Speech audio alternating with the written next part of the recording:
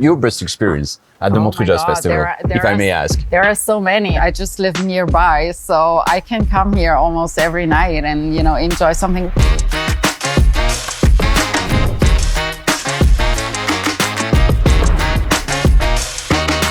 Music is so important for the community, for linking people, because since ever the music was connecting people, and I think that's one of the most important things right now with the world that we're living. The music is bringing something emotionally to everyone and bringing experience that is deep and true and authentic, and that's what music is about. It's why it's so important when you have a local community or a global community.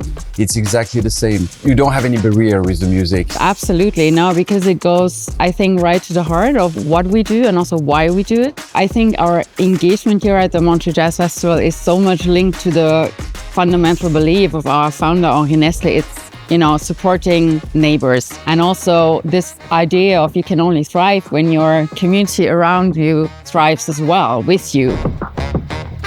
Our program, Nestlé Cares for Communities, is really about this commitment to make communities in which we work and live good places to live. And I think also this terrace here is a perfect example of that spirit, because here it's not just a space. I would say it's really a platform that brings people together, where they can experience good food, good life moments. Yeah. So experience live cooking, tasting with our R&D chefs, Which also is amazing altogether. international chefs that we invite to come here. But also every night we have, you know, young artists playing on the street, because we have the honor to be one of the official Montreux Jazz Festival stages. But it's totally amazing to see how like a big company like Nestlé is investing themselves in creating experience to the audience.